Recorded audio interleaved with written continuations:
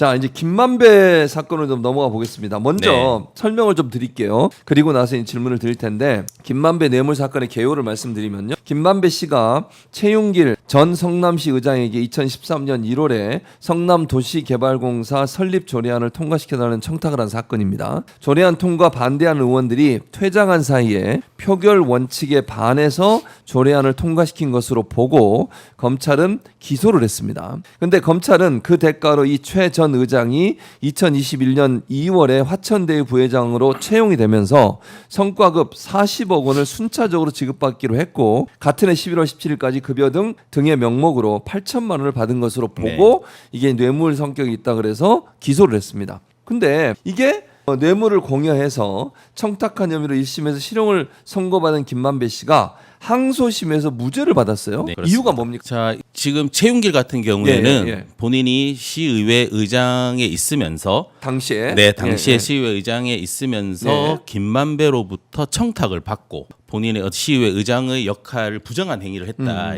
이런 내용이거든요. 성남도시개발공사를 설립하는 과정에서 설립 관련 조례안을 통과시키는 데 있어서 실질적으로 김만배의 청탁을 받아서 그 부정처사 후 이후의 수뢰, 부정처사 이후 수뢰 뇌물을 받았다고 해서 실형을 받았고 김만배는 그러한 부정청탁을 해서 뇌물을 공유했다고 해서 실형을 받았는데 항소심에서는 둘 다 완전 무죄가 됐어요. 그 무죄가 된 이유가 뭐냐면은 1심에서 그 최윤길과 그 김만배가 유죄를 선고받은 이유가 남욱의 진술입니다. 결정적인 남욱의 진술. 왜냐하면 이제 성남도시개발공사 설립 그 조례안을 통과하는 과정에서 최윤길 그 당시 시의장 대장동 주민들을 막 이렇게 지시를 해서 시위를 하게 시의회에 압박을 가하게 하기 위해서 시민들을 동원을 해가지고 계속해서 압박을 해서 실질적으로는 통과할 수 없는 조례안을 통과시켰다. 그렇게 했다라고. 네, 그렇기 때문에 유죄를 선고받았는데 최윤길 당시 시의장이 시민들을 동원하고 지시하고 했던